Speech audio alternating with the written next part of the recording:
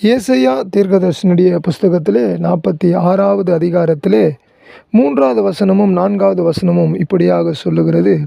இனிமேலும் சுமப்பேன் என்று சொல்லி ஆண்டவர் வாக்குறுதியை தருகிறார். இனிமேலும் நான் சுமப்பேன் என்று சொன்னால் அவர் இதுவரைக்கும் யார் நம்மை சுமந்தது என்பதை குறித்து அந்த இடத்துல கேள்வி எழும்புகிறது.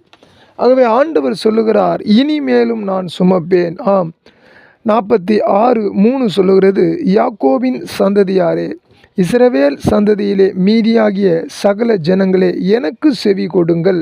அவர் யாரை சுமப்பார் என்று சொன்னால், செவி கொடுக்கக்கூடிய ஜனங்களை ஆண்டவர் கண்டிப்பாக சுமப்பார், தாங்குவார், தப்புவிப்பார். அவர் யாரை சுமக்கிறவராக இருக்கிறார் என்றால், முதலாவது செவி கொடுக்கிறவர்களுக்கு அவர் பதில் கொடுத்து அவர்களை சுமக்கிறவராக இருக்கிறார். இரண்டாவது அந்த வார்த்தை சொல்லுகிறது, எனக்கு செவி கொடுங்கள்.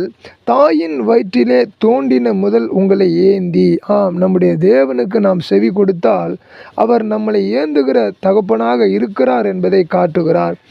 ஏந்தி தாயின் கர்ப்பத்திலே உற்பத்தியான முதல் உங்களை தாங்கினேன்.